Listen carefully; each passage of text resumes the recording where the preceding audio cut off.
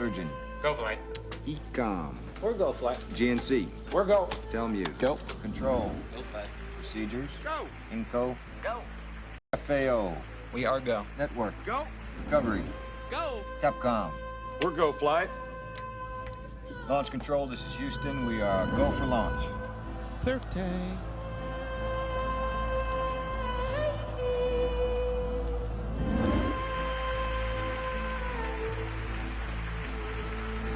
$19 to go.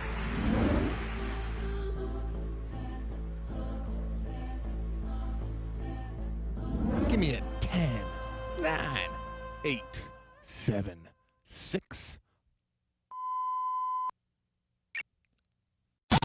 Welcome to LoveLine. LoveLine is meant for an adult audience. LoveLine may contain sexually oriented content. Listener discretion is advised. Well, I don't approve of it. LoveLine, the world's therapy couch since 1984. LoveLine. Dr. Drew Pinsky, medical doctor, philosopher, philanthropist, certified addiction specialist, the king of transformational media. LoveLine. Mike Catherwood, a former addict, current fitness guru, the ringmaster of a psychosexual addictive personality big top. LoveLine. 1-800-LOVE-191. Yes, get on with it. 1-800-LOVE-191 is the number to call us. Yeah, bitch, you live. You live. You live. Yes! Big show tonight, Dr. Drew. Yes. It's few and far between the guests we have that are like get me pumped. You know, they get me like Excited. wanting to research who they like about them and their life. Yeah. We used to have that a lot. Yeah. Now, never. But tonight. Tonight it happens. Yeah. Tonight it happens. Chris Hardwick. He is all four heads on the nerd Mount Rushmore. No, that's not. That's because there's Kevin Smith.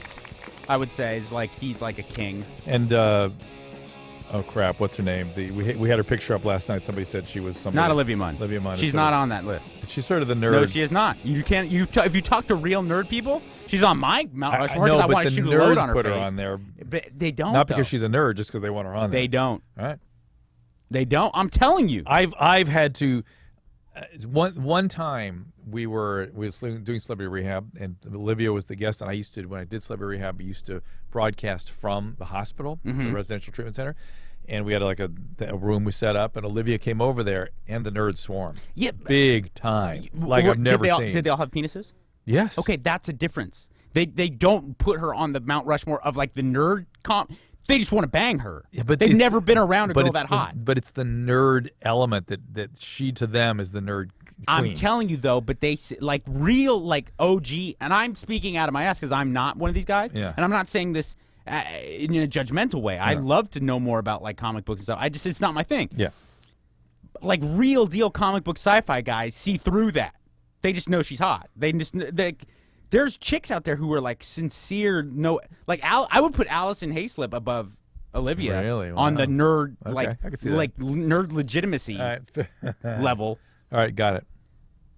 All right. But I think he's like the Lincoln on the Mount Rushmore of nerds. Yeah. Is Chris, right? For sure. And a very smart guy. Like I mean, everything that's kind of come together for him in his career. I sit back and I just admire it greatly. Do you know a story? No, I mean, I just kind of a cursory level. I know that he's in recovery. I know that he went through some hard times, you know. We'll talk about it. And there's very few people, and everybody tries. You and I know, Drew, because we're both in the business of TV on different levels. You are much more experienced and savvy. But you know, like every TV exec, they always like, we got to skew younger, man. We got to speak the language of the blah, blah, blah. And none of them know anything. Right. All of them have their head squarely in their ass. And Chris has really figured out a way to understand how to speak that language of pop culture and what it means to be on the cutting edge of culture in 2014. And, it's very impressive. And tonight, his the game show, I forget the name of it. At midnight? At midnight. Yeah. Tenacious D. Well, yeah. I mean, so essentially you should just say, tonight the Pope is speaking. I know. Because that's really what it means. Chris. Yeah. Jeremy, hello. Hey guys, long-time listener, first-time caller. Big fan of you guys. I love you. What's that? I said I love you. I love you. Anyway, so I got kind of a strange question for you guys. Shocking. Not really a question. It's just a little vent session, I guess. I guess it could be tied into a question, but Yes. You're going to get there one day, right? anyway, my wife lately in like the past few months has been getting into really kind of kinky stuff, I guess you would say. Does Mike send her weird pictures? No, Oh. it has nothing to do with pictures. Drew, It's why more do you like- interrupt him? Eventually, he's going to get to this All right. frickin' question. Go ahead. Yes. Sorry. Yeah. She's been getting cucumbers involved and stuff like that, like during sex. And I just don't know if that's When you say normal. she's getting them involved, do you mean she just brings them without asking you and starts putting them in her vagina? And she wants to put them in me. Okay, I was going to say, if she's just bringing cucumbers into the bedroom and then using them on herself, it's not really that crazy or kinky. But if she's trying to, like... And it gets worse. It gets worse. Hold on, Jeremy. Or Is- better. Is she trying to put them in you without asking you, or is she just bringing it up? She's just kind of both. Like, she kind of just tries, and then I'll just shoo her off. But, anyway. Are they peeled? What's that? Are they peeled? No, right out of the bag, right out of the grocery store. She should wash them. She just lubes them up, and Right. they go. So that it gets worse. Are they Persian cucumbers, or are they like the big ones? They're pretty decent sized. Okay. All right. Anyway, another thing with peanut butter. Now, so we have a dog. God help his soul. I'm sorry, I feel weird talking about this. Yeah. But lately she's been wanting to just kind of put it on herself and let him lick So like her area. that's sort of abuse of the dog here. Is it? Yeah. Well, it depends on So- how bad your wife's pussy smells. Well, no, it's animal. Wow. It's animal manipulation. It's animal abuse. But all right. So what is the question? I was just wondering, like, is that normal? I guess I would ask. Okay, that's a bogus I want you to call. die. That's a bogus call. I want him to die. Yeah. Is that too harsh? Yeah. It is? For me to say that? Yeah. Okay. I don't like. Just so everybody knows, is that normal? Is a telltale, in fact, almost comedy question for us in the sense of tipping off that you're bogus. Either you're no, it's that's not bogus. necessarily Oh true. yes, it's That's bogus. not necessary. 100%. Dude, Drew, how many times do girls Mike. call up? How many times have girls call up and go, I haven't orgasmed, I'm 23, is that normal? Right. That's not right. bogus. No. You're correct. But and same thing with a guy. Like I can go for 30 minutes. Is that normal? But hey, I grew a pumpkin came out of my ass. Is that normal?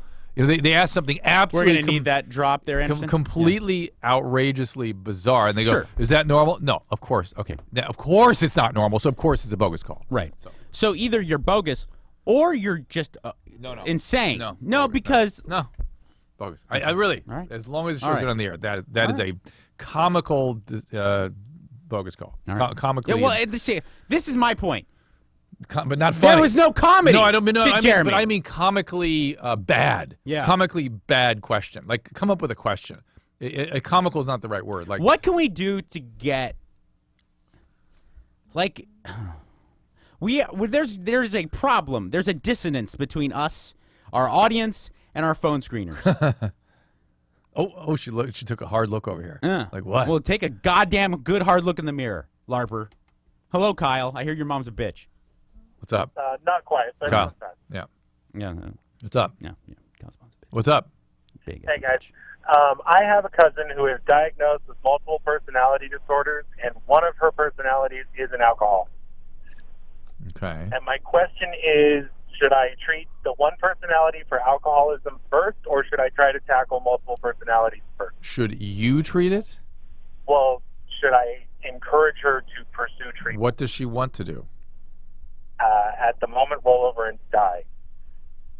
Well, then that How old? that needs to be treated. How old? She's 28. Well, a passive suicidal thinking that's a psychiatric problem right now, addiction or not. Now, once she's stabilized, the mood is stabilized, then you would treat the alcoholism, and along the way, you'd have to have somebody do something with the dissociation. All right. But Yes. but you're talking about a complex psychiatric case. Does she not have a psychiatrist? I'm sort of piecing it all together. We sort of had an interesting go around with my All right. family, and I just met All her. right. You need a responsible party. Did I talk about this last night? Yeah, you said about how It drives me well, crazy. no, you didn't. You talked about it on HLN. I think. And, yeah. Did I? Listen, your doctor is responsible for your care. If you have a medical or psychiatric problem, you get somebody with an MD after their name, and you allow them to manage the case. You don't start fishing around for. You don't do it yourself. You don't start fishing around for ways to do it. You let the person who's trained to do it, and they're responsible to do it until they're fired, until they can't do it. It's an indefinite relationship until the patient is referred somewhere else or until they get better. And even then, follow-up is required. It's a requirement of that individual's responsibility. So once somebody with an MD has been caring for that person and you start worrying about that person, that is the person you call. And if they're not available, you call their emergency coverage. You don't wait till morning. You call now. Why people don't do that? I'm Let me tell you confused. why. And again, this is just a guess, but the same reason why people have such a hard time talking directly about mental illness is the same reason why I think people look to their MD or their general practitioners for help with mental illness, because that's fine. Even, you start there. even identifying despondency or some type of affliction of the mind or emotion is like weird. It makes you feel strange. I'm speculating because I was always that kid who was like, if there's get me something help, altered about your brain function, that's an organ that's not working. If you're confused, if you're lethargic, if you're slurring your speech, if you're profoundly depressed, if you're overwhelmed by panic or anxiety or seizure, you call the person that has the MD that has taken care of that person. I don't care if it was one time, for a flu shot. That person is responsible. Well, okay. How many people do we talk to? And I'm asking Dr. Drew the dude that don't have health. Well, no, I was gonna say I'm asking Dr. Drew the dude, not Dr. Drew with years of experience Yeah. dealing with people in a clinical sense. Yeah. How many people do we talk to? Okay, men and women of various ages who say, I do A, B, and C just because I'm old school. You know what I'm saying? And they're describing profound mental illness or abusive behavior. Yeah. And they think that is kind of because of their life, it's become normalized. So can you see how those people would never even think to turn to a doctor? Well, that's a little different. That you're outlandish, problematic behavior that's we don't like, or it's hurting other people. Right. That's not the same as that's something that has mental health treatments if you want to avail yourself to them, but that's not necessarily a medical problem. Medical problem is my brain's not working right, right? Sure. And as opposed to my personality is effed up. Now, just for an or example, my interpersonal functioning is effed up. We can make that better, but it's not the medical problem. The medical problem is, hey, I just noticed my sister, the Ray Rice thing. Yeah. If the woman's unconscious coming out of an elevator, you call the paramedics. Sure. Don't go, hey, do what happened? Yeah. No, that makes sense. Well, who's... My question being, like, because I was looking at it from this point of view. How many 45-year-old married men are there that are so devastatingly depressed, but they're just like, hey, dude, life of American man, work my fingers to the bone, I hate my family. Yeah, but the point at which, here's the part that makes me insane. You're right. The patient may be in denial, but the point at which the family starts going, hey, there's something really wrong here, now you call the doctor. Sure. As soon as you say there's something wrong in your head, something's wrong, there's a response part. Now, what do we do? Who do we call? Who knows? Where do I take him? Call his doctor. Right. He'll tell you. He or she will tell you. But do you ever suspect, and I hate to beat a dead horse, but do you ever suspect that both parties are to blame? I mean, I have a physicians are too busy. They don't want to be bothered. That's why they don't encourage it. I have a 13-year-old daughter. She hates us. She never talks to us. She doesn't want to come out of her room, and she never wants to eat. I mean, but she's a girl. I mean, she's a 13-year-old girl. It's a huge mistake, but that's not. You don't have to call that. That's again more therapy, developmental, possibly. But the point at which, like, hey, she's not answering the door. What the hell? She's so despondent she can't get out of bed. Now we're in. Now somebody needs to be responsible. Whenever you're saying, where do we take this person? We're confused. You shouldn't be confused. Sure. Okay. On Twitter, he is at Nerdist, as if I didn't need to tell you that already. He is the host of At Midnight. He is the host of Talking Dead. And he is the true king, the veritable king of the nerd community. I'm talking about the one and only Chris Hardwick, who joins us next here on LoveLine. Helping people get unscrewed up for 30 years. Dr. Drew is the best. No lecturing, no sermonizing. LoveLine will be right back. Come with me inside the machine and I'll show you.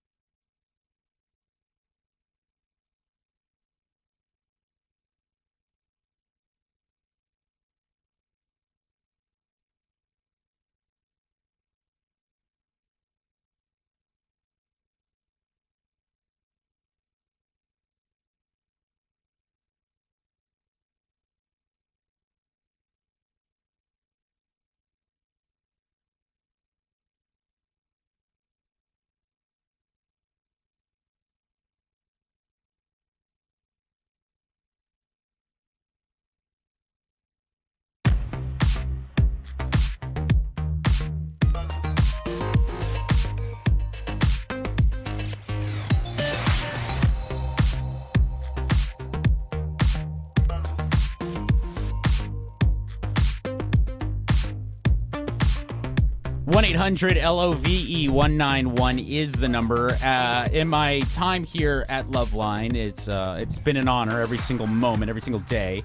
Just go ahead and follow the cord there if you're having trouble with the volume there, Mr. The cord coming out of your ears. Here we go. Got it. Every single day of hosting this show, Drew, has been a true pleasure. Every day. But there are like a collection of guests that you and Anderson and Ann, some of the more seasoned veterans of LoveLine, you always talk about, oh, this person comes in. He used to come in all the time. And there's a nice little collection of them that I go, well, God damn it, why don't they come in now? I've always wanted to have them on the show. It'd be such an honor to meet them and talk to them. And our guest tonight is one of these people. I've been so excited at the prospect of hopefully having him on the show. And tonight, Chris Hardwick joins us. Hello. Yeah. I used to guest host this show. Yeah. In the 1900s. Yeah. When Adam would go off and do stuff, I would sit in and fill Chris in with would you. guest host. Chris was on the TV show. Chris was at MTV when we were at MTV. I did the overnight show at K-Rock, too. You used to do the overnight at K-Rock? Midnight to 5. When life gets real. But midnight to 5 in 1997, in that era. 95. 95 was to probably 97, pretty awesome. I mean, that was like when FM radio. The midnight to 5 was never good. No, never good. It was such a dead time. First of all, they didn't even measure ratings at midnight to 5. Right, that's what I'm thinking. I had no phone screener, and it was just me. There would be this weird. You'd feel this weird surge of power. You're like, I'm running one of the biggest radio stations in the country right now by myself. Yeah, everyone's asleep. Yeah. LoveLine used to be midnight to 3. Oh, Very beginning. Now Rodney is midnight to 3. We used to follow Rodney. It was midnight to 3 for years. Wait a second. Who was hosting LoveLine when you used to follow Rodney? Poor Man, Eagle, Scott Mason, me. Wow. I wasn't even hosting. I was sort of like in when they needed help. How was it transitioning from that level of energy From Rodney? Yeah, did you have to calls? Yeah. Well, you got to understand something. Love 191. Rodney was the king. We had to like make sure that the king was happy and left his. And he had, he put that S out all over the place. He still does. Yeah. 2014, Rodney Bingenheimer. God love him. Will show up at the radio station. And for those of you listening around the country, Rodney Bingenheimer is a legitimate legend in radio. He is one of the men who broke acts like No Doubt and Coldplay in America. I mean, he's huge. You need to see Mayor of Sunset Strip. Yeah. Yeah, Did you see it?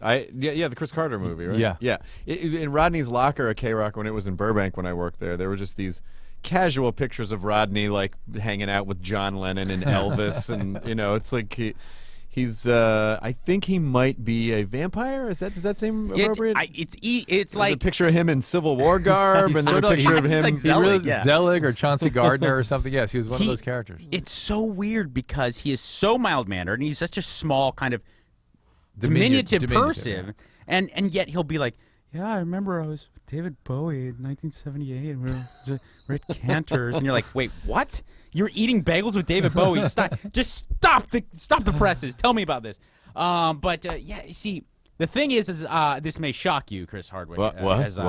I'm prepared. As I'm living such an opulent lifestyle as an FM radio host now. But I used to do the overnights at K-Rock as well, and I oftentimes would think to myself like, because no one's going to air check me. No one's listening. Oh, I got air checked. No one. Oh, really? Weatherly they checked. Really care, man. Oh, he air checked almost everyone, and you could tell when I was swapping out an Offspring song to play like "Ly" by Tom Lehrer. Like he knew that there was no getting around it. Yeah, I thought to myself, hey, there's no ratings. There's no one's listening. No one cares, and they didn't. Do tape checks for me because they figured there's no chance of this guy ever developing any type of career. So I was like, I'm just gonna play like Faith No More, just see how that goes. Uriah Heep. Sure enough, some goddamn algorithm somewhere sent some message to Gene Sandblum, who's the station manager, and I had to be in his office the next day. It's like, who made you think you can just play what you want? The thing that I remember is that the extended version of Rock Lobster is just enough time to poop. Yeah. That's what I remember, because you would have to. I was in this horrible fear because there was a key code to get back into the studio. Oh, yeah. And there's no one else in there. No. And the bathroom was down the hall, not in the offices. You had to go. It was like it was a traditional office building. You had to go out of the offices and into the hallway. and I always was terrified. Was this when it was in Burbank? Yeah, it was in Burbank yeah, at it was the up ninth West floor, Olive building. Ninth floor of the West Olive building. And so it was just basically it was just an office building, and so you had to literally go outside in the hall to the floor's bathroom. What would I do, Drew? Because I was prone to masturbating during long song blocks. Yeah. What would I do? You do it in the studio. Okay, fair enough. Wouldn't be the first time. Were you trying to match the beat of the song? Because Rock Lobster is pretty fast. I was a very bored, very sexless man. Lobster, Rock Lobster. I don't know if Fred Schneider's voice is like Ocean in the ocean. It's like the beat-off voice. You know? If you see a faded sign at the... Yeah, you can do it. Yeah, that's actually... I'm kind of turned on right now. But So I asked, by the way, our phone screen, I go, she did not follow your career, and I go, well, do you know where Jenny McCarthy got started? Who? I was like, oh yeah, well don't that's even not start. even. Yeah, I mean, like the kids today don't remember the singled out dating show, Drew. Yeah, I think they do. Nope. They don't. I'm angry at all kids under 25. And let me tell you why. Hey, God damn you, Drew. You opened up Pandora's box again. All right, go ahead. Here, let me do a very poor impression of Mr. Corolla and go on a rant here. All right, and Because we'll get off your lawn. Because listen, I didn't go to Nam 3 times, Drew, to fight Charlie so that I could come back here and have kids just not care about the past. I was born in 1979, but I still know, like, The Godfather. Yeah. I still know the Beatles. Yeah. Yet it seems like the internet generation, it happened before I was born. It doesn't. It's just not worth knowing. Well, because when you were growing up, when we were growing up, there were only a handful of things that you could possibly see. Like Right. the platforms were few. It's true. And so now, now it's we live in our niche. I'm gonna have an algorithm that tells me everything that I already like and put it in one page. But aren't you curious? I'm asking this to the youth now. Aren't you curious of what kind of happened in pop culture? I can understand not being into like American history in a way, but aren't you curious? Like I always watch like the Dukes of Hazzard or This may be excessive what I'm about to say, but there might be some. All kids should be murdered, shot some into hyperbole, space. but I can imagine that when the automobile hit, that the people that came of age during the automobile were not interested in horse carriages. They never gave one thought to carriages. They were interested in the automobile. That's a good analogy, and that's it. Yeah, and I think we are into that kind of a transformation now. I just think people are too obsessed with themselves to give a crap. Yeah. They're, like in this post-Kardashian era that we live in Kardashian. Then this is essentially the Palace of Kardashian. We're renaming America. Kardashian, where everyone's famous and Glendale's the Palace of no Kardashian. one gives a crap about anything else. All right, let's go to caller. Come on. Well, no, but he brings up a good point. Yes, he I also does. think that also in defense of children today and youth today, everything's way awesome now. Like, why would you want to look at an original Nintendo when you have Xbox? Like, it's way awesome, you know? You know, there's this philosophical idea called solipsism, and the idea behind solipsism is that that everything is essentially an extension of your own of your own mind. Like it's not that's reality is a projection Your of mind creates reality. Yeah, exactly. And so it's a very it's like that. I feel like that's what people are now. It's like, oh, everything's just an extension of me. So what the it's hell? the me generation. It's the me generation. Yeah. All right. Goddamn kids. Clark, goddamn. Clark, hello. Thank you for calling LoveLine. Hey, Mike. Hey, Drew. Thanks for taking my call. Yes, Clark, sir. what's up?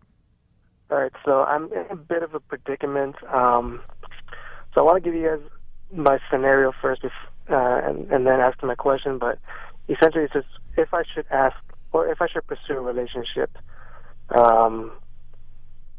You're how old? You're 24. How old is she? Well, she's around my age, but it's not necessarily about her. It's just regarding my situation. So I actually work as a financial consultant. Mm-hmm. But right now,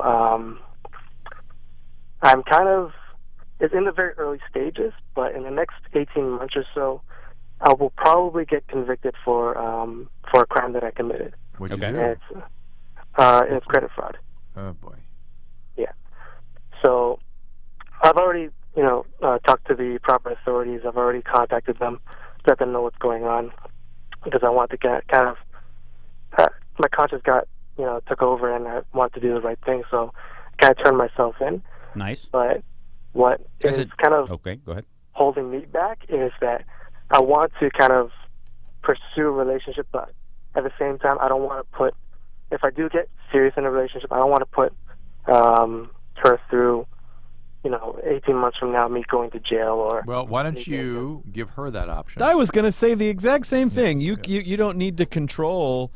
You don't need to control what her reaction is going to be, or what. I mean, I know I know that seems like the higher ground to, like, I'm going to protect you, but it's actually. And tell me if I'm wrong. No, you're right. It's actually a little bit of a self-centered point of view. Yeah, it's a little grandiose, it's a little self-centered, little, and it's a little boundaryless, as opposed to saying, I really care about you. I'd Let like her to make spend the the decision, 18 months, and if you'd like to join me for a little while, be careful. I did some here. things. Whatever you do, do not give me your social security number. And don't shop at Home Depot. But Home Depot what do you there? think? This is my situation. If you want to be with me, then great. And if not, I understand. Give her the option. Yep, great. Okay. All right, dude. Good luck. Good luck. Take care. 1-800-LOVE-191 is the number. If you're listening up north in San Francisco, the 12th of September is when you can see the Oddball Comedy Festival. If you're listening here in Southern California, the 13th and 14th at Verizon Wireless Amphitheater, which I used to call Irvine Meadows many moons ago. Our own guest, Chris Hardwick, will be joined by Louis C.K., Sarah Silverman, Bill Burr, Jim Gaffigan, Mark Maron, a bunch of other amazing comedians. It is a fantastic show. Go get some tickets at oddballfest.com. Also, go to nerdist.com to support this young man. 1-800-LOVE-191 is the number. It's LoveLine.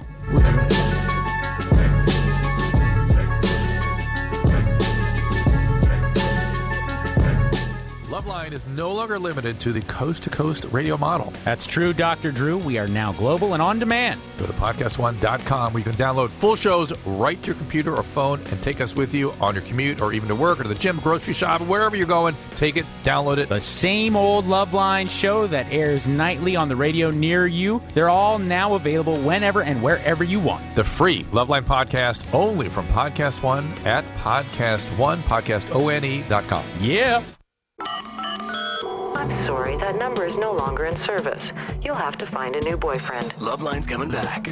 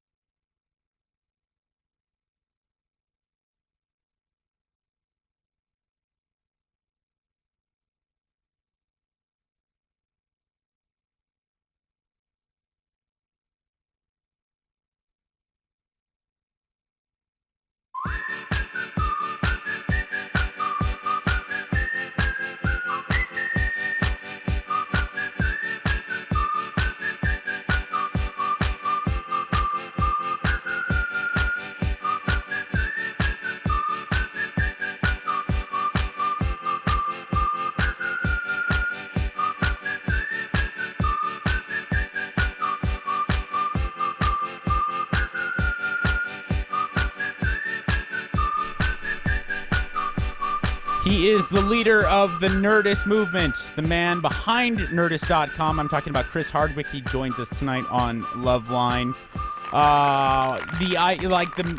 The new iPhone something came out today, right? The iPhone 6 and the iPhone 6 Plus and the watch. Do you feel very? You're probably very motivated to be on the forefront of that stuff because you're Chris Hardwick. I just like toys. I mean, do they like send you it in advance and tell you to keep your mouth shut, or No, Apple's real tough to get stuff out. I think like if you're George Clooney, they'll send you something. Right. But in general, they don't give out freebies a whole lot. Is it because they're their own PR? Like they don't even need to do. I'll tell you what it is. Apple, I've said for the longest time, is like the really hot cheerleader in grade school that you carry her books, but she won't, even though she won't go out with you. Mm-hmm. Like they don't need, it's like they kind of have this attitude of like, hey, we don't need you. And, of course, as Apple fanatics, you're like, you don't need us, please love me. Yeah. It's like once you're sort of drinking the Kool-Aid, the Apple Kool-Aid, then it doesn't,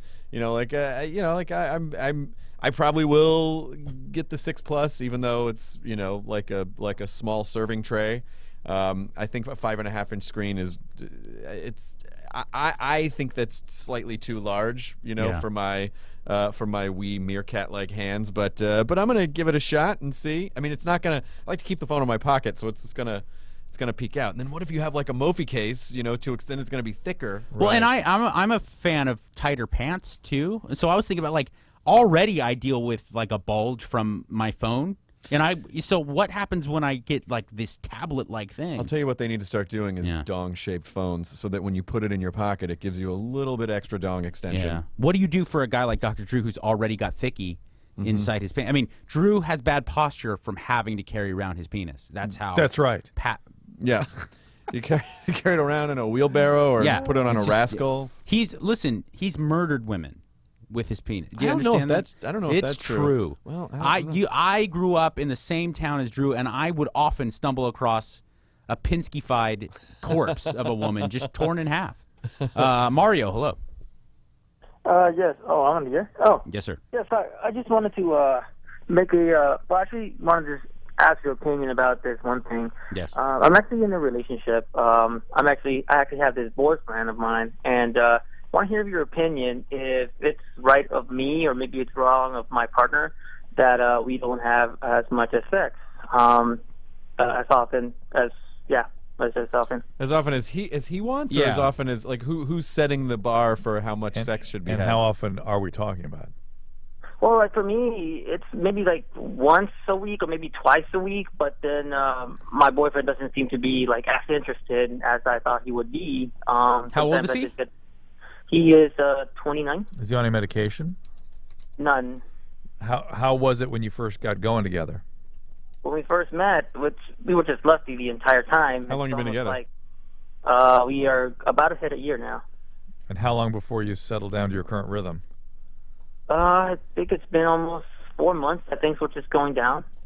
It just makes me think as if I don't know, if I'm not attracted, or he's not attracted to me anymore or something. And are you guys in a routine? Like, is it like go to work, come home, let's have sex, and then turn out the lights, or are you guys experience? Because I think sometimes what can infuse a relationship with some more passion is get out and do new things together, experience new things. Sometimes the routine of your life, like life does tend to get in the way, and unfortunately, in relationships, it can. The sex part can kind of glide down after a while, after that initial, those initial or hormones stop raging, and you kind of settle into, you sort of, you kind of get into your ground state, I guess would be a way right, to your baseline. Yeah. Yeah, it's what I thought, and sometimes, we have hard times to get the same day off, but when we do, I actually do encourage him, like, let's go do something, let's, like, go to the mall, let's go do something, or let's just go to Golden Gate Park, somewhere I just wanted to take him to. He's new to the Bay Area as well. He actually came to the Bay Area, not by choice, but he was forced to come to the Bay Area. Why? Because of our job. They were just telling him that he has. I thought you were going to say gay sex. What's the what's his work schedule like? He works in the mornings. I work at night. So sometimes we just see each other 2 hours. That's it. And we work at the same area. So we get to see each other a little bit more at work. But here's the thing where I just want to hear your opinion. We don't have much sex. He doesn't seem to be as thrilled, like, let's go do something new as much as I say. Mario, we got it, we heard it. I always like to use the analogy that, like, if a relationship was a human body and you were taking it in to like get a checkup with your doctor, sex is not your heart or your brain, but it's like your skin and your nails. And once it starts to deteriorate, your sex life, it doesn't necessarily mean that you're going to die tomorrow, but it's a sign that things are going south. Something's up. Yeah. Well, it sounds like they have completely opposite schedules. And yeah, but you know, man, the two men involved here, they would have seen their way through that if they were really motivated. You know, how's your interaction when you're? Does it feel not in a physical way, but does it feel emotionally intimate when you're hanging out together? Or is it just sort of like, oh, hey, let's have a beer and go hang out? Well, we do get really intimate. The most we do is just fool around a lot. We do kiss a lot and we cuddle a lot. I meant emotional intimacy. Like, are you sharing stuff together? Are you having an emotional connection? We'd have to talk to them. Oh yeah, big time. I mean, we've been we were about to break up 6 times. Why? He was more as if the dominant one. If he wants everything his way. I wasn't quite following that. I just wanted to put my part too. I just want to be heard as well. And so you were fighting over control? I guess so. All right, it's unclear. Yes. It's unclear, and we would sort of need to talk to him to figure this out any further. But there is the issue of a relationship sort of dying out. You got to be careful that, as Mike says, it might be kind of. Well, I think that hopefully he talks to his partner and tries to iron it out. Partner's the one with the low sex drive, so I wonder what's going on there. Sexual injuries, Dr. Drew? It's been a while. Tell Chris about that. We do a segment here on LoveLine that is different from the rest in that for 2 breaks we focus on one topic, and we encourage the audience to call up and just tell their stories. Have that, their stories or their ideas on that topic, and we call it the open forum. And we are debating whether or not to do sexual injuries as our open forum topic this evening. Would you be a fan of that, Mr. Hardwick? Well, I mean, fan is a strong word of sexual injuries as a concept, but I think if to sit fan of the calls. Yeah, well, you know what? Let's do it, guys. Sexual injuries. Did you promote Chris's podcast, by the way? I have a podcast at the end. We should do It's that. vomited in my mouth. I don't know if Chris's podcast needs more promotion, but of course, it's the Nerdist podcast empire is really where it is at www.nerdist.com. He is an iconic pillar of the digital world. He is Chris Hardwick. I don't know. Also, a very talented stand-up comedian who will be at the Oddball Fest this weekend. So go to oddballfest.com alongside a lot of other talented people. Bill Burr, Mark Maron, Jesus. Yeah. Our boy Chris D'Elia. Louis C.K. Who helps write paychecks to my wife. Nice. We always love that for Mr. D'Elia. 1-800-LOVE-191 is the number. Give us a call. It's LoveLine.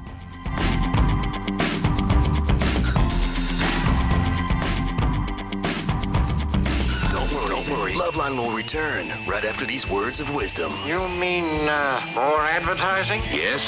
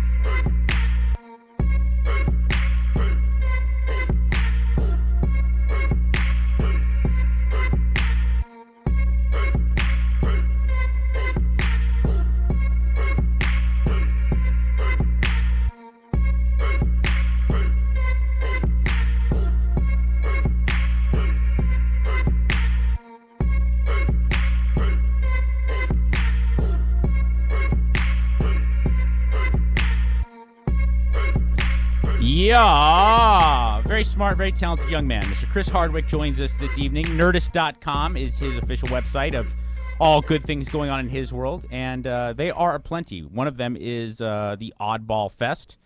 Oddballfest.com to get yourself some tickets. He'll be at San Francisco the 12th, and then Verizon Wireless Amphitheater here in Southern California, 13th and 14th, then off to Dallas, Woodlands, Texas, Austin after that. Just go to oddballfest.com. Also, he is the host of a very excellent show on Comedy Central called At Midnight. And one of the things I love about At Midnight, Chris Hardwick, on top of the fact that it's a great show, is that it harkens back to the days of television where you got pretty much what the show was about right in the title. There's no kind of vague ideas or artsy stuff. It's At Midnight. It's right there for you. Well, I don't always take I don't take credit for everything in the world, but the name of the show was actually my idea because I wanted to convey that it was social media, that the show was about social media. So I thought if we can get the At Midnight Twitter handle, and we were able to get it, then that would be, it tells you the time, it tells you it's a social media show. But then afterwards, we were like, before when Colbert announced that he was leaving, before we knew Larry Wilmore was going to take the 11:30 slot, we were like, crap. Yeah. We called the show At Midnight. we just jailed ourselves. It's true. So then we were like, well, we could say it's At Midnight because we announce a winner at midnight. But then fortunately, Larry's taking the 11:30 slot. So we're very happy at midnight. So I'm glad it all worked out okay. And it works. And Drew and I were talking about you and what you were able to do before you came on, and it's really astounding how you've been able to kind of crack the code, this very nebulous code of the modern day pop culture language that you really seem to have a beat on, that no one else has. I mean, with Nerdist and with At Midnight, you get it, like how to bring, because it seems so forced and so contrived how every kind of facet of television tries to work in social media, tries to work in hashtags and being young. They just try to retrofit. They retrofit, and I don't know if I understand everything. I certainly. Some days I sort of feel like, I think I start to understand. Other days, I have no idea, and we're just sort of, like everyone else, we're just sort of guessing. But but as children of the internet, I think, there's a certain way that the internet communicates, and the show is built around anywhere that people, like our source material, just the same as politics is Stewart's source material. Right. Ours is social media. Any place where people interact, any place where human beings interact online. So it's not just. Social media isn't just Twitter and Facebook and status updates and Instagram. It's also forums and comment threads on Yelp and Reddit and sure. It's anywhere people interact, and our social is the source material for our show, and the game show engine just makes it move fast, and the jokes. If you don't like one joke, there's another joke a second around the corner. You've been open about your recovery, and again, congratulations on it. And I never told anyone about. No, I'm kidding. My bad. That's 11 years, coming up on 11 years, October 8th. Congratulations. And we've talked about this before, but Drew was the guy that I called up when I said I think I'm ready to quit drinking. Anyway, we've been over this in the podcast. Mike doesn't know this. But Drew, I called Drew. I quit drinking on it was Tuesday. No, it was a Wednesday, October 8th, 2003. Yeah, 2003. And I called Drew and I go, I think I want to quit drinking. And he was like, here's who to talk to. Here's where you go. He checked in on me, and so I owe him a lot for that. It was very, very helpful. And didn't we run each other in New York after that? Like a year later? It was a few years later. In the Rambles, that was right? deep. That was very meaningful to me. I think I told you that. Yeah. It was really nice. It sort of, that whole thing bailed me out. But so 11 years. I'm about 11 years. Well, honestly, congratulations, Godspeed. As someone who's also an alcoholic and an addict and in recovery, it's always meaningful to see people not only be able to maintain sobriety, flourish. But you've really you haven't just removed that from your life. You've built yourself up in such a way, it really seems like you've locked into who you are, and you've made yourself flourish both in front of the camera and behind. And I just wonder, and I mean this seriously, like, do you feel like now, with your life being what it is, that you are a workaholic? Well, yeah, that's definitely a concept that I think about a lot, is that because obviously the alcohol or the drugs or whatever is not the problem. That's a form of escapism or a form of control. It's like how do we distract ourselves? And so I think distracting myself with work all the time certainly is some kind of, like, how do you stop the internal chatter? Right. How do you calm the chatter? Especially when you're good at it. I mean, you know what I'm saying? Like, when people give you accolade, too, it's like, it's very hard to want to stop. Well, I think part of it is, I definitely... I made a very conscious decision when I quit drinking, after I had kind of gotten a little bit of it in the rearview mirror, where I said, well, I know I have this mechanism that sort of unnaturally focuses on things, and so I'm going to work on that, but I'm also going to try to do something constructive with it as long as I have it. And so, which is probably really vital for a comedian. I mean, to be able to hyper focus on stuff is probably and also because you're also absorbing the world at all times. When you're really in sort of like comedy writing mode, it's just you're super hypersensitive to the super hyper.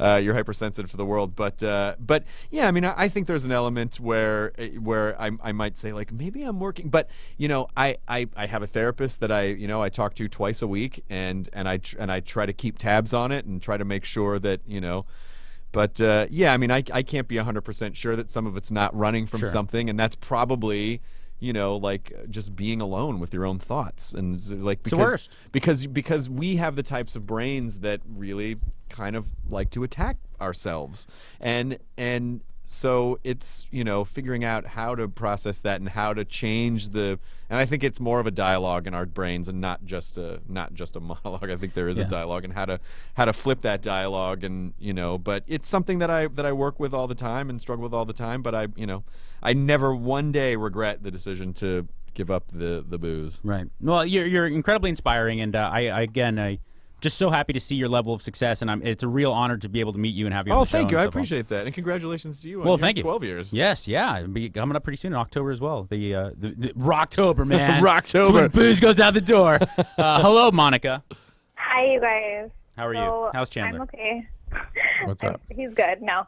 Okay, so last Tuesday I had an abortion. So on Saturday, who didn't? Stop.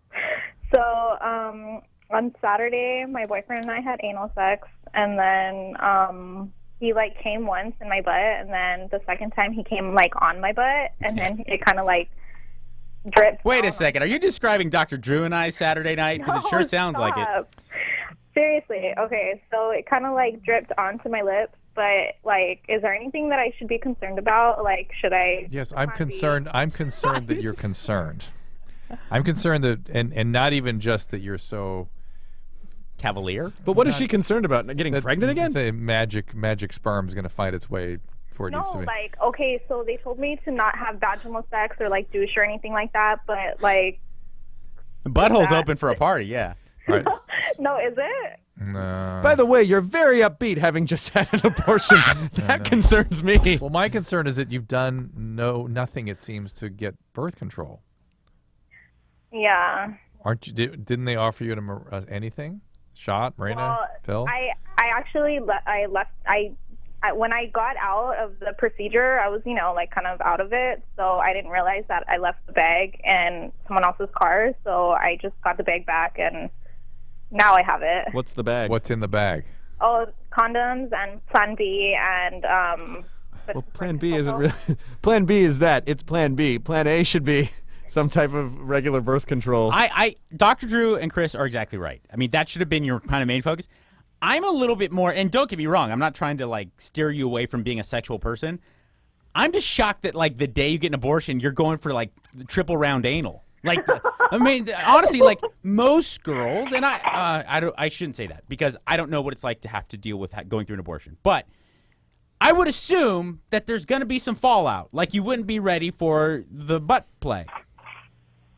When they tell you no sex, they mean no sex.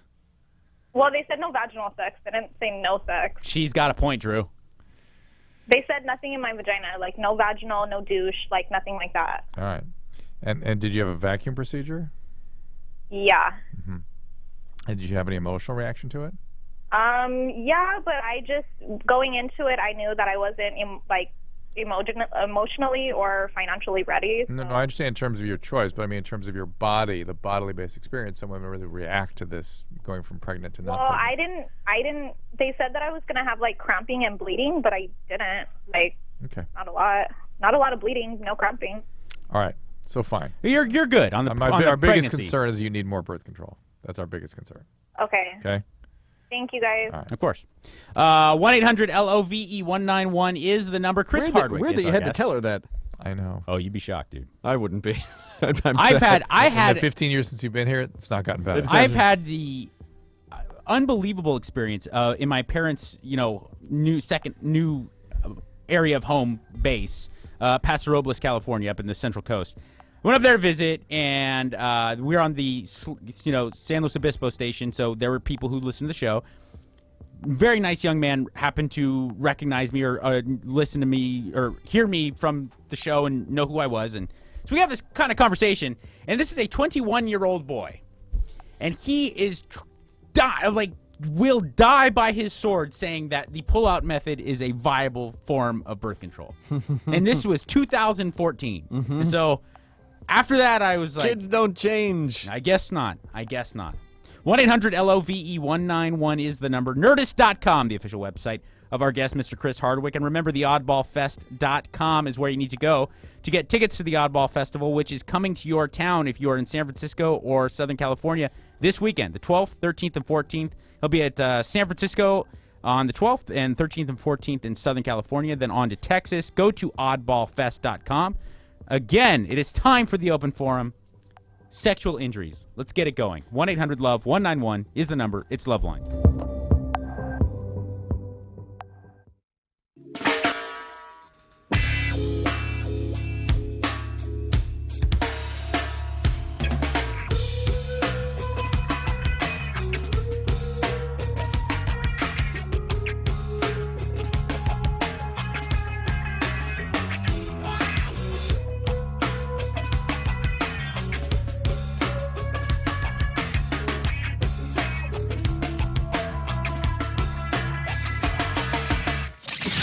It's time for you to give us your opinions and insight. Mother has old-fashioned ideas. Well, I don't approve of it. Here's tonight's open forum.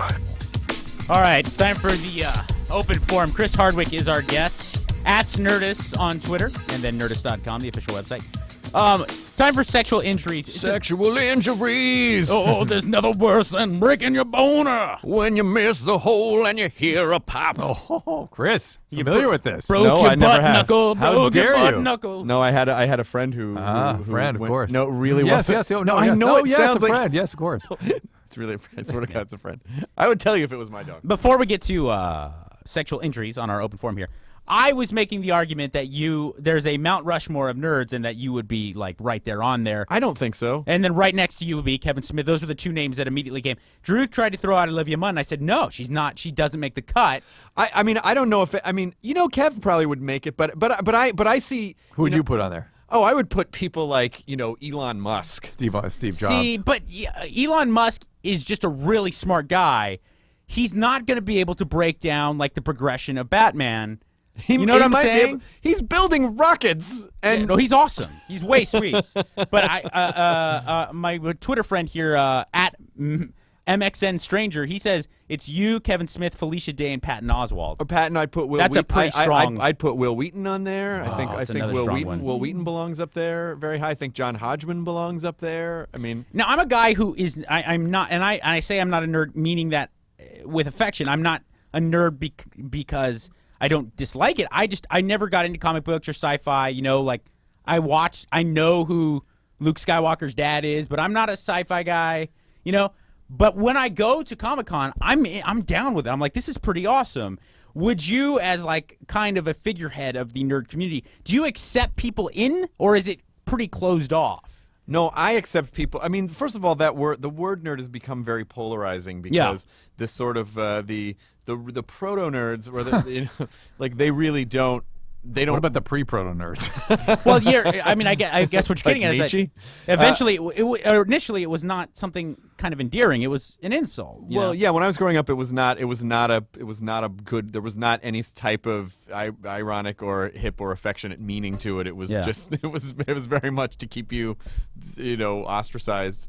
And I pretty much stuck to the. I mean, I went to a school where the math department was also the computer lab, which was also the chess club, and so that's where I spent a lot of my time. Okay. But I'm guessing that wasn't like a hot place to be in high school back then. No, and not really having an internet at the time of that we could use. Yeah. That really you were limited to the handful of people in your school who were into those things, or maybe like if you went to a local convention or something. Yeah. But the word now, it's like it's very upsetting to people because a lot of people don't really like the widespread pop culture movement. Sure.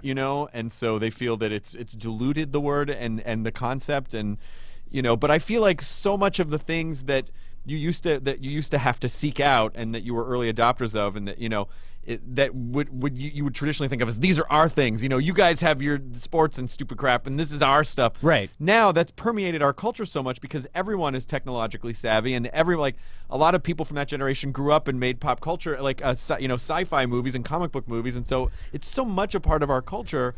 I am very accepting because I think that the fact that we don't have to be ashamed of the things we like, and the fact that if people are fringe nerds, let them be fringe nerds. To be honest, sci-fi, the more the tech better. geeks, they run the world. Well, I mean, you're the rock star now. Yeah. That's why if it weren't that way, then you wouldn't have a Joss Whedon Avengers movie, you wouldn't have Guardians of the Galaxy, you wouldn't have any of that stuff. And so I think the trade-off is, I think the trade-off for higher quality entertainment is worth some people, but it's just that whole tribalism thing of that was my question. They're not, because nerds, I always say the nerd power is trying to understand something more than any other living creature and then use that information against other people. Like if you're like a square kind of guy, like Slayer fans are not going to want you to be a Slayer fan. You know what I'm saying? Like, because they grew up and they were raised in this place where it's protected. And it's very much a part of their emotional DNA and very much tied to their identity, and so people don't want to think, oh, well, that person, in a lot of cases for people, it's me. I don't want that guy associated with stuff that I like,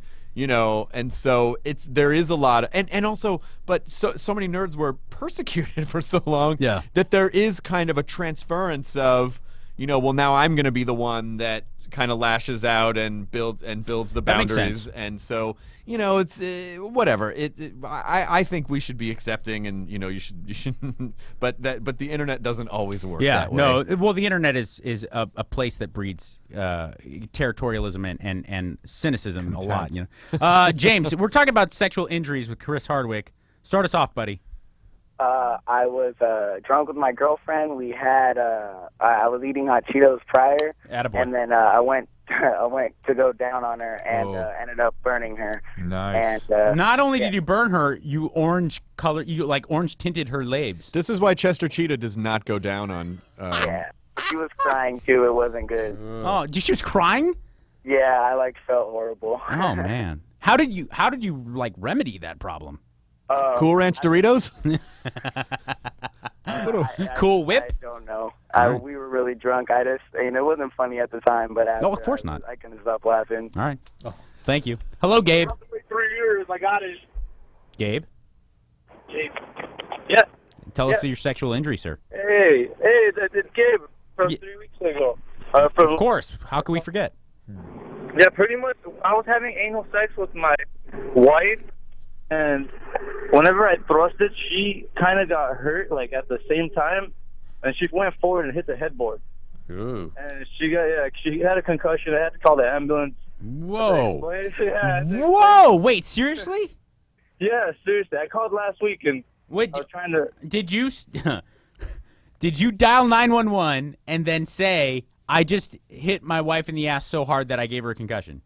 No, I didn't say that. I just said my wife had a concussion because she bumped her head into the... Well, by concussion, you mean she went unconscious? She became unconscious? Yeah, she went unconscious for a good minute or two. Wait, you thrusted your wife anally so hard that you knocked her out? Yeah, I kind of went in there without her knowing. What? Oh. Could she have been knocked out by the entrance rather than the head injury? No, though. She actually said, ow, and then, her head hit the board. That's so all it wasn't the anal rape. It was the blunt force trauma of the headboard. By the way, yeah, She knew that we were going to do it. She already knew. So it wasn't a surprise. But I don't think I think with that particular activity, you probably have to take it easy. I don't think you're...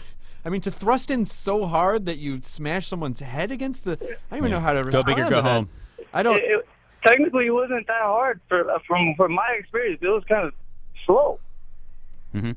No, there's no. You had to like kettlebell thruster her, or else she wouldn't have been knocked I unconscious. don't know what to say. Is she okay? Yeah, she's okay now. She had to stay there for a couple hours, and they just got her back. Oh. Yeah. All right. Oh man, I don't know. I had forgotten about all this stuff. This is By the way, intense. I do. Before you get to that, there was a nurse at a show I was performing at, and and the question I always ask nurses is, "What's the craziest thing you've ever pulled out of someone's ass?" Oh yeah, which is everyone's got a story, and it's Yeah. right immediate. Yeah.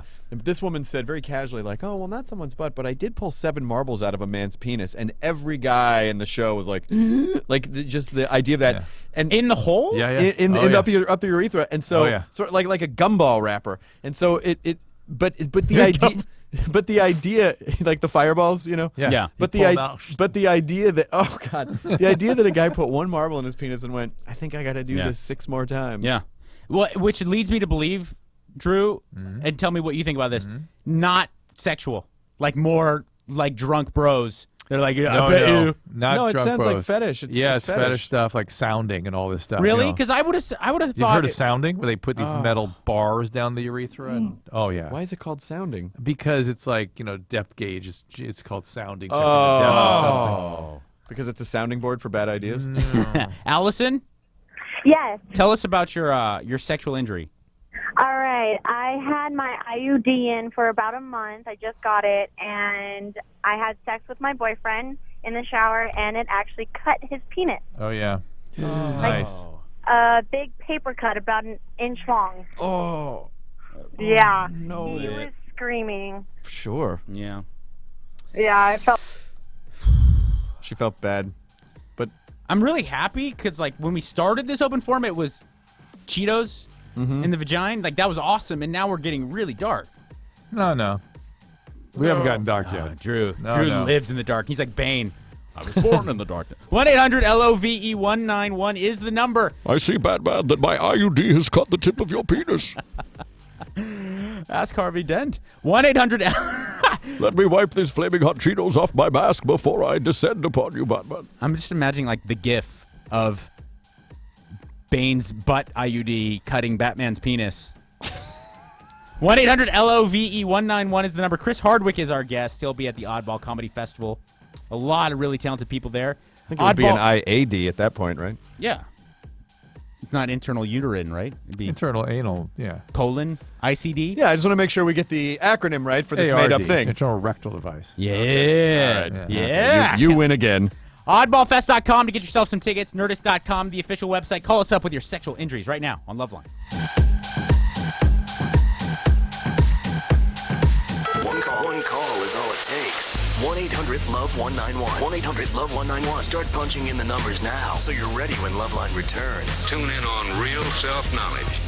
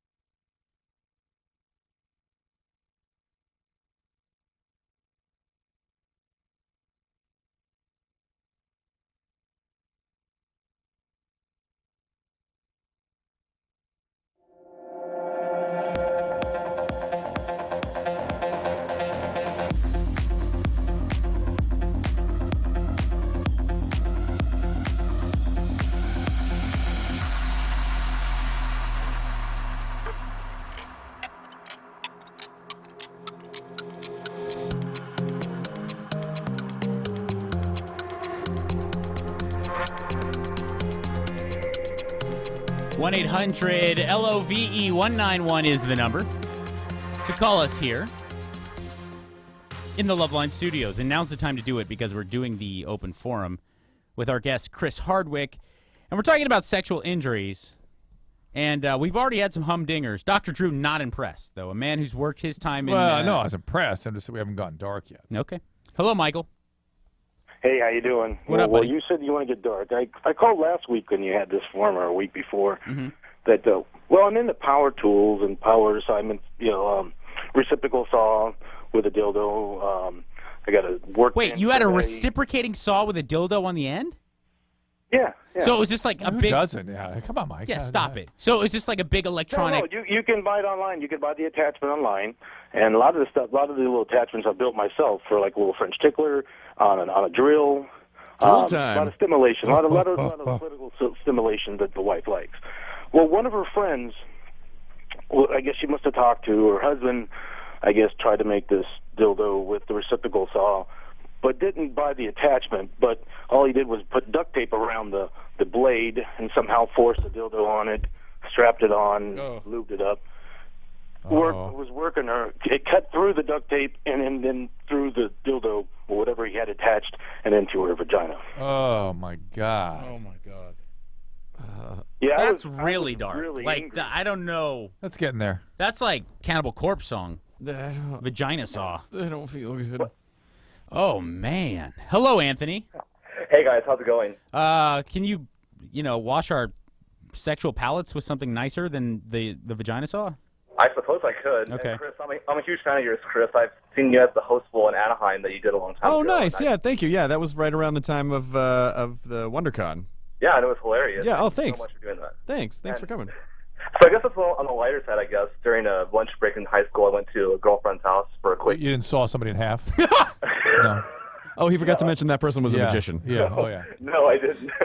but it's more of an Chris Angel, he's like, you've been mind freaked. Yeah. No, but it was more of an afterwards thing after it was all said and done. I wanted to hide the smell of the funkiness, so I stupidly used Axe deodorant spray on my boxers, and it ended up spraying all of my unit pretty much. Wait, so you got Axe body spray on your penis? Yeah. And what happened? Like, what was the negative side effect of that? It was the most intense burning sensation in the world, and just as for good favor, I washed it off, and it didn't help. So after that, I asked my girlfriend at the time if she wanted to try to, blow me or whatever. And I thought it would be nice, but it didn't have that nice cooling effect that I was hoping for. It was more of a intense burning pain, and it was horrible. And was she like, blah, blah, blah? Yeah. The Axe deodorant spray was still there. I didn't wash it off. all Yeah, the way. she's like, you taste like cool Fijian oceans or whatever the flavor was. It was Phoenix flavored. It was pretty awful. Oh. What's Phoenix flavored? It's like leathery skin. Rise from the ashes. Oh, yeah, like that Phoenix. But what, again, how is that a smell? Hello, Katie. Flavored. Hi. Hi. How you doing? We're great. How are you? Pretty good. This is my first time calling in, Mm-hmm.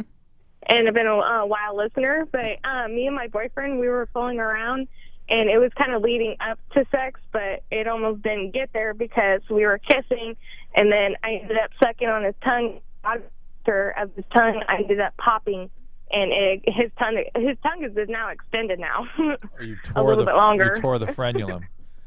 Oh. You tore the frenulum, which is the little flap of skin that connects the tongue to the bottom of the mouth. Yes, that's what I popped, and you can even see it. There's like a little white, like tissue built up on it now, but his tongue is extended now. No, his tongue is not extended. That does not extend the tongue, number one. He's got an extended remix tongue. Number two, you're talking about scarring under his tongue. Not something to be super proud about. No, I'm not. I'm just, his tongue is a little bit longer, that's all. No, it's not. No, it's not. Wait, it's hold not. on. Stop it with stop it with the tongue longer. Stop it. It does not make his tongue longer. Drew's mad. By the way to have mutant suck powers. Yeah. Suck a tongue out of a man's head. Why did you suck his tongue to begin with? Like, where did you think that was going to go? That's the thing that we used to do. We used to just grab each other's tongue and just suck it. Just not very... Like the strain, like the strain, they have the big... All right. Yep. Hello, Mike. Hey, how's it going, guys? What's up, buddy? Tell us your sexual injury is something I could deal with right now. So basically, my girlfriend put Vagisil on the night before. Now, how old's your girlfriend? 20. I didn't know that was like a thing anymore. Like, what is she using that for? Is that for Yeast infection? Yeast infection, yeah. Yeah, well, she has like real sensitive skin, and it's like really hot. So when she feels like uncomfortable down there, and she feels like she might get a yeast So infection, that's not like douche. That's not Summer's Eve or something. That's like a different deal. No, yeah, she just puts it on like to prevent a yeast infection. Okay, wait, hold on, Drew. That reminds me. I was having this conversation the other night when it was a show you weren't here. Yeah. I've never heard the words douche ever in my life. Right. Whether it came from reading a woman's interest magazine or biology class, where it wasn't immediately followed up by should never be used. Right. So what does douche do if the only time it's ever talked about is how women shouldn't use it?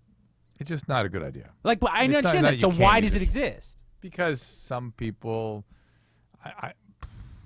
I've never it's ever more not a good idea to do regularly. Okay, that's the main. What's thing. it? What was to its clean goal? things out. It's okay. So that was initially its idea. Okay. All right. And there are medical reasons you would use it too. So okay. All right. All right. So your girlfriend put some Vagisil on. Yeah, the night before. All right. Anyways, next day, getting kind of hot and heavy, and I go down on her. Going to town. My lips start to get a little numb. Right. Keep going. That's the Vagisil. Yeah, dude, my mouth went completely numb. Yeah. Do you know another name for a Vagisil? No. Oragel. Oh. It's the same stuff. Same stuff that you put Really? on toothaches? Yeah. That's no fun. Oh, so if your vagina has a toothache, you can just use Oragel. Yeah. If you have, what if you have Drew? What if you have vagina dentata, and then your vagina? Then teeth- you Oragel. Yes, what then, Drew? Yeah, then Oragel. If you have teeth in your vagina, yes, then Oragel. But yeah, I mean, it's also in solar cane spray for your skin. It's the same stuff. It's a local anesthetic, numbing right? agent, yeah. Hello, Nick. Hey, what's going on, guys? Long-time listener. You guys are awesome. No, you are. One time, me and my ex were going at it pretty hard, and we were in a position where she really shouldn't have moved, and she kind of slid down a little What do you bit. mean she shouldn't have moved? Did you have her tied up in a trunk? No, it was just that I was going a little too fast and a little too far out and back in. And Oh. when she slid down, I went in the wrong way. The what? And The what? I went in basically the wrong hole, and it tore from the A to the V. So you made a cloaca. Yeah, she couldn't sit down for about 3 weeks. Had to He get her tore stitched her. up. No, her you didn't taint. tear her. She You would have can't to- tear the taint. You can, but you're going to surgery right then. Yeah. You'll bleed to death if you don't. Did she go into surgery? She went to the hospital, and they took care of her. They stitched her up, gave her a lot of pain meds. There it I've is. never Drew. heard of an episiotomy that Right, was performed by a penis. Right. I don't understand how he did that. That would seem like a lot of force. You have a big penis, Nick? It's pretty wide. Is your penis shaped like an arrowhead? No. Wait a minute. Is Hey, it serrated? About 5 minutes ago, I was actually telling Ann about a story that happened to me in high school. That was his exact same thing. So, and I'm not massive by any Someone means. tore your vagina to your anus? Right, yeah, right in between. How'd you But do it? you're not massive. No, a because- little tear But is you're one mean. thing. You're an angry person. Wait. A little tear happens all the time. It was a pretty good tear. It was a pretty good tear. Yeah, I mean, Were she you had a high? scar. Were It was you like- high on a stimulant? I was with her for a while, and she still had it like 6-8 months later. Were could you still high see on a the scar. stimulant? Probably. Yeah, it was high school. Was she high on ecstasy? No, we were in her mom's bathroom. Oh, wow. How do you explain that? Did you go to the hospital? No, didn't go to the hospital. She was a really little person. She just too. had a little tear. But no, it was a big, like a keloid scar that was there. Yeah, I know it can scar up, but it's just a little tiny. I hated the guy that ended up marrying her and having kids with her, so I love the idea that he had to look at my stamp every time. Jesus Christ. Hello, Alex. You're an evil person. Yeah. Hello, Alex. Hey. Tell us your story of sexual injury. So it was back in high school. This girl I was dating, she had braces, and she was giving me head, and this wire in I her don't braces like where this is was going. loose, Yeah. and she moved it around somehow, and pretty much the wire that was loose just stabbed me straight in the penis. We're done. Good times. Yeah. 1-800-LOVE-191 is the number to give us a call here in the LoveLine studios. Chris Hardwick is here, people. Hello. He is performing at the Oddball Comedy Festival. Go to oddballfest.com. September the 12th, San Francisco. September 13th, the 14th, Irvine. Dallas after that. All over Texas. Nerdist.com, oddballfest.com, at Nerdist on Twitter. My friends, we're going to take your calls regarding whatever you want. It's LoveLine.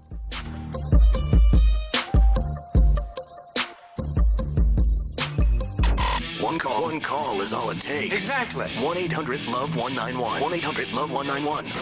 LoveLine's coming back.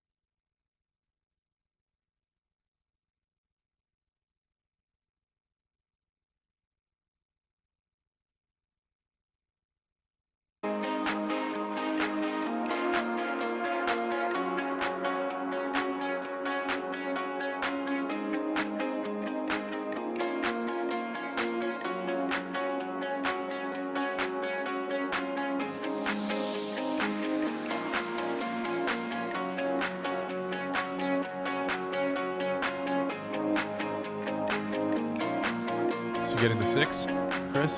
iPhone 6? I'm gonna probably get the 6 Plus. Ooh. He has an obligation. Wouldn't you have to get new Mophie battery? Yes, packs I have to get and new stuff? everything. Oh God! and then there'll be a new cord for that. Well, there's longer battery life. I think what do you get? 16 hours of talk on the Plus, and maybe 12 of data. The Plus is it got other than the screen and the size? Is it more? Well, the camera, data? the camera's better. Well, on both the 6 and the 6 Plus, it's 120. They jumped to 128 gigs. Which That's they pretty hadn't impressive. hadn't actually jumped for a while. That's just, storage, internal storage hadn't jumped for a while, and then it's something like there's the potential for the LTD pull down is like 150 megabits per second. I don't know if that actually is. If you're ever going to get that. And it's like, I supposedly have a really fast connection at home. It's like, it could go up to 50 megabits down, or 100 megabits down, but it rarely, depending on bottlenecking and also if you're being throttled by your company for watching a lot of videos. Sure. Then you just don't know. We were talking earlier about the internet and how it affects people's behavior as far as like cynicism and things like that. Cynicism or depersonalization. Sure. Yeah.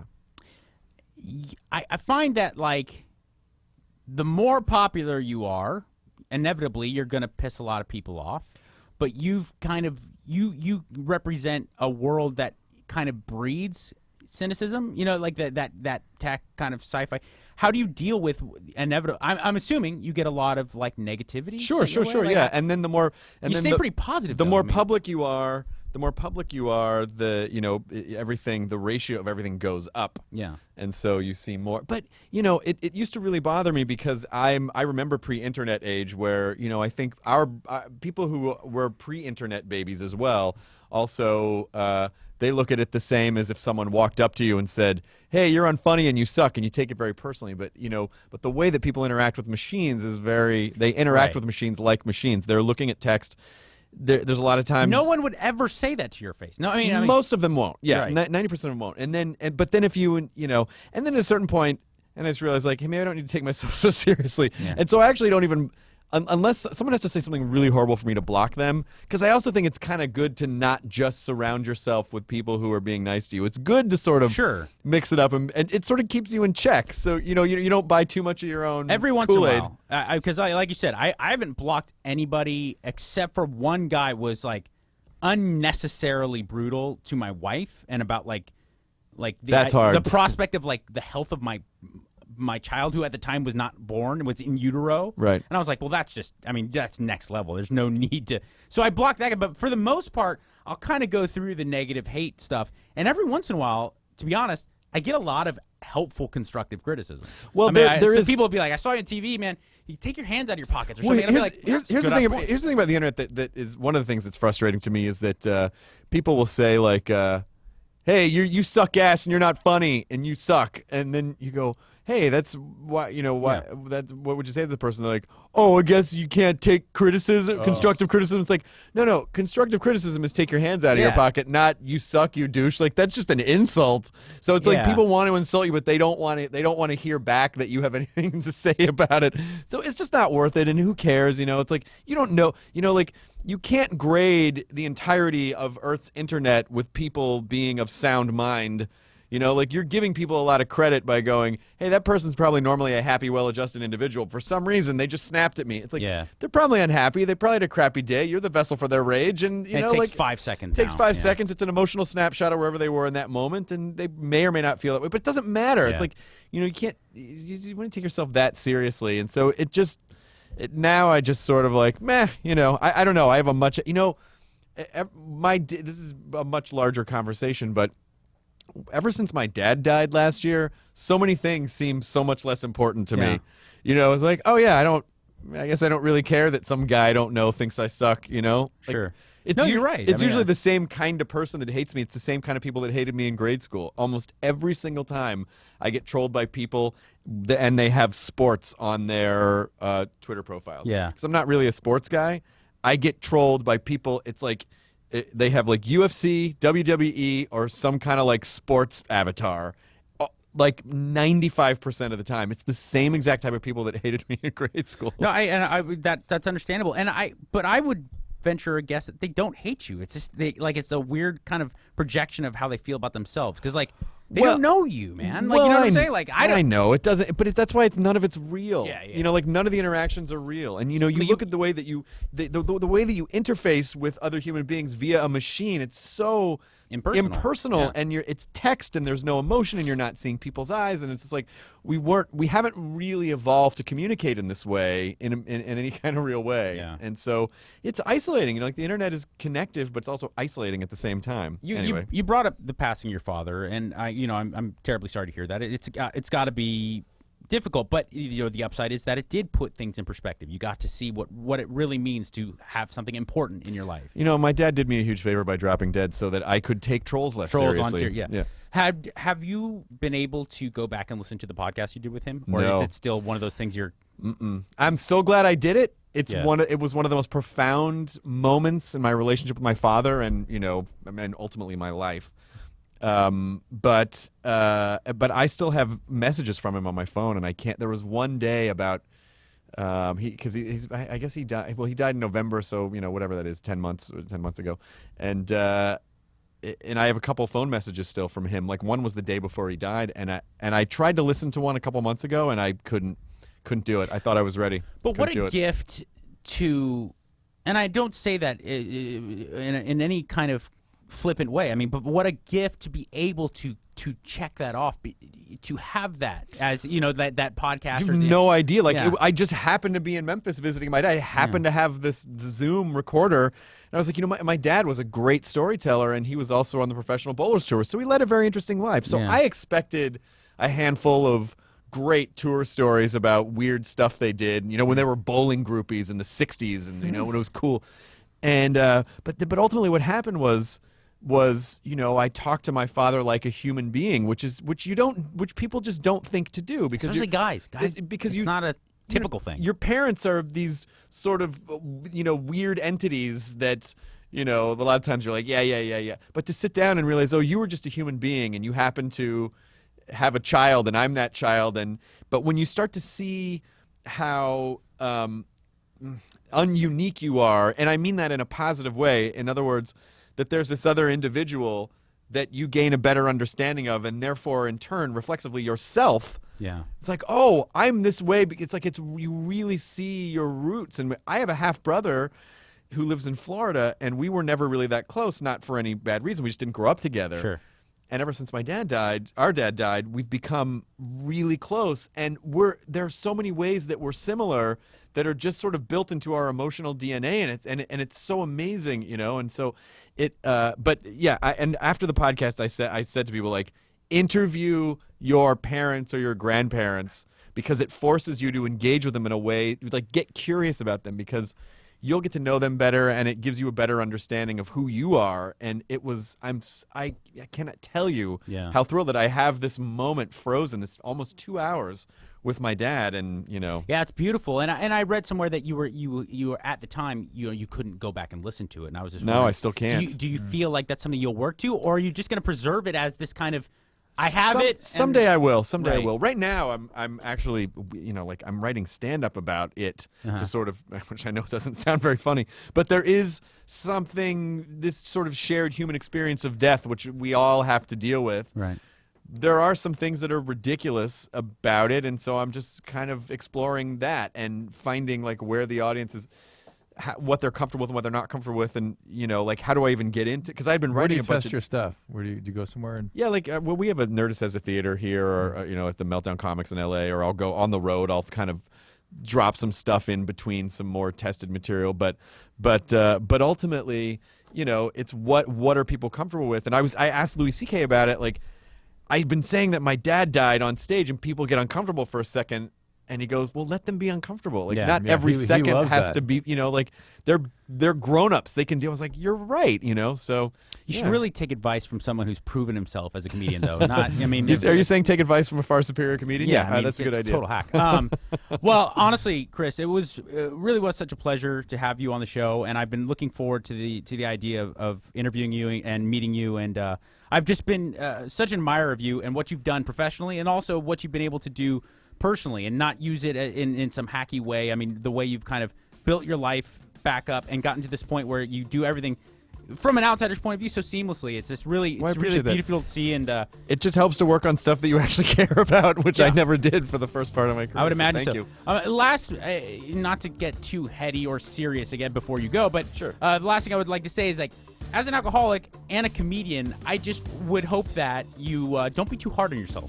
No, There's that's two groups of people that is a are like, wonderful bit of advice, Yeah. and it's something that's very, very easy to do, is to go easy on yourself and be forgiving. And yeah, so it's it's a struggle that we have, but it's one that I'm aware of. But I Yeah. appreciate that. All right, dude. Well, thank you again for coming on, and I hope that everybody goes out to see you at the Oddball Fest. Thank you. This weekend, 9/12 and 9/13 and 14, San Francisco, and then Irvine, respectively. So go to oddballfest.com to get yourself some tickets. Of course, Nerdist.com is Chris's website, and at Nerdist right there on Twitter. And make sure to immediately after this show, and then every night, watch at midnight on Comedy Central, of course. Chris Hardwick, thank you, dude. Thanks, guys. Now we'll take your calls regarding whatever you want here on LoveLine.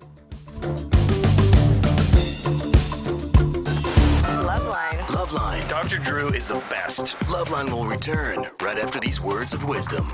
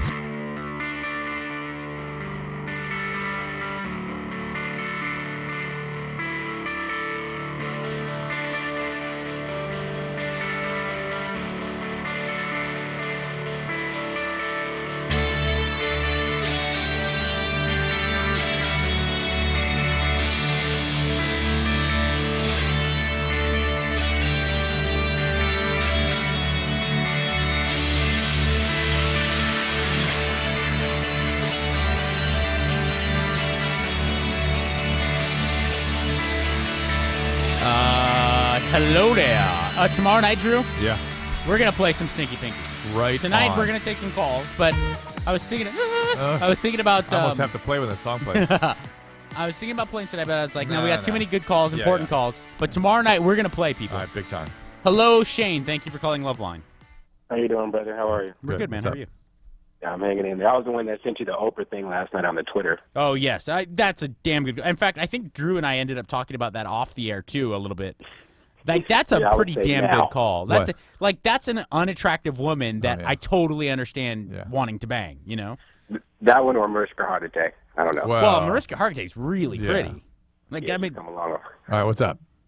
Or basically, I got to say basically just to hear the bail. So, basically, my wife doesn't like my stepbrother anymore. She's met him. They were good to go in the beginning. But my stepbrother kind of, you know, obviously I make my own decisions, but, you know, I was selling lean for the most part, if you know what that is, promethazine and codeine. It was, you know, kind of cough syrup that kind of Yeah, or whatever the but case may be. So, I call it scissor, buddy. You were selling yeah. that?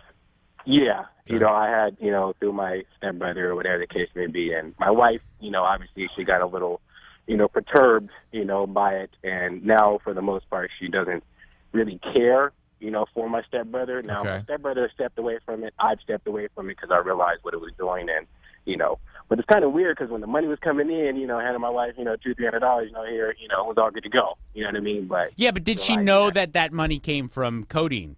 Yes. Oh, She well, did? then she can suck it. I don't know if it's like a female thing where they're cool with one thing at one point in time and then, like, you know, they're not cool with one thing at another point in time. I don't know if that's necessarily a female thing. I think that's a human thing. Yeah. So I go think ahead. we So all what's, grow. What's the question?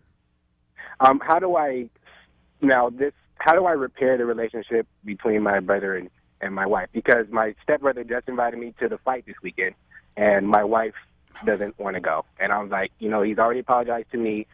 Basically, he said that to my wife, my iPhone speaker came on real quick and said, I don't know if she's the right one for you.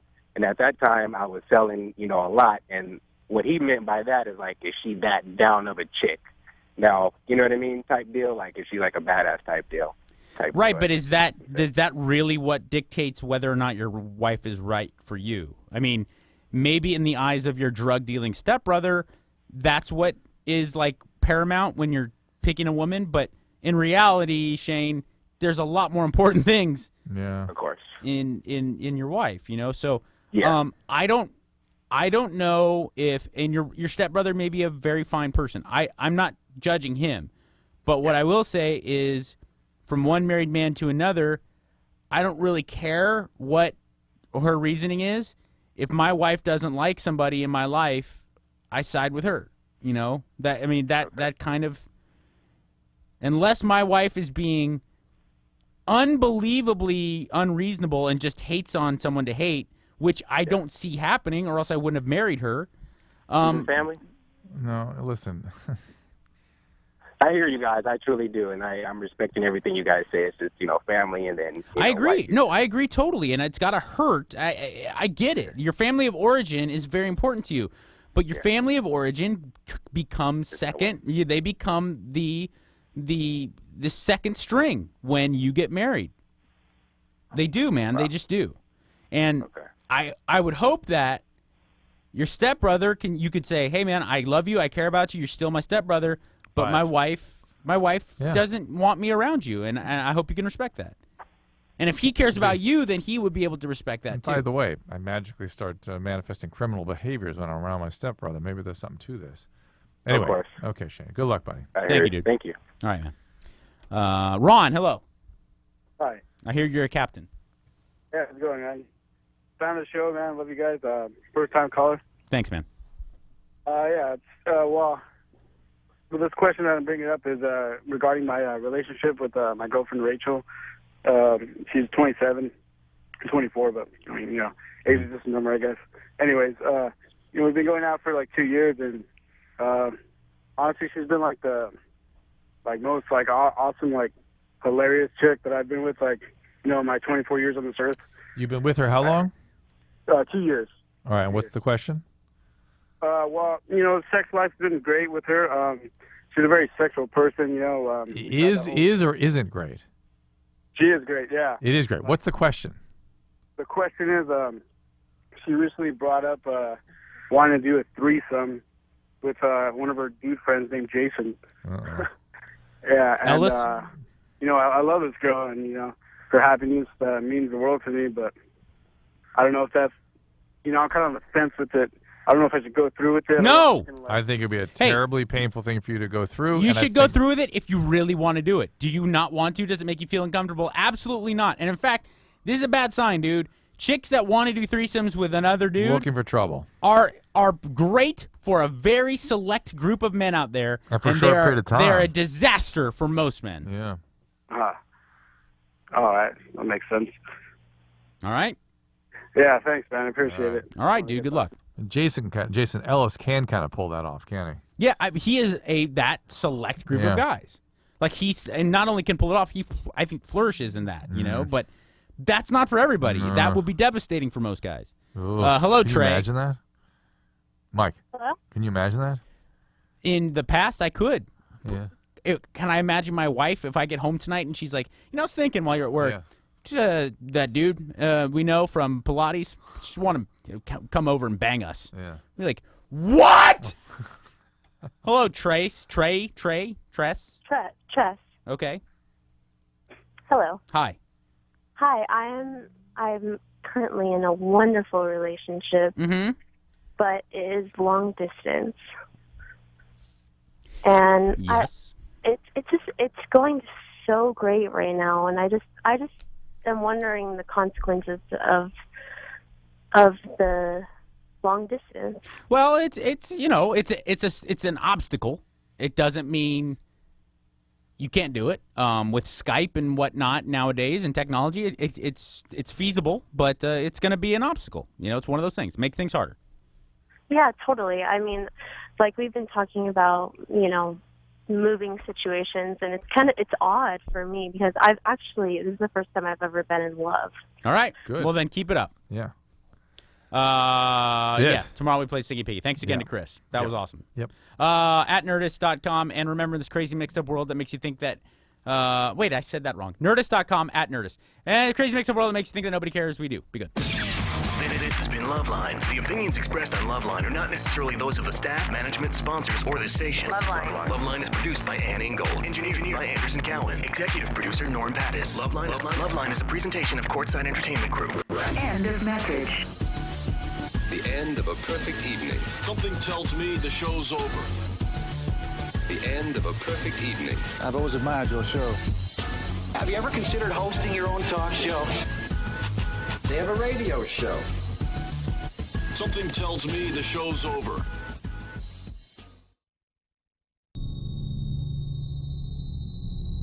Chaos reigns.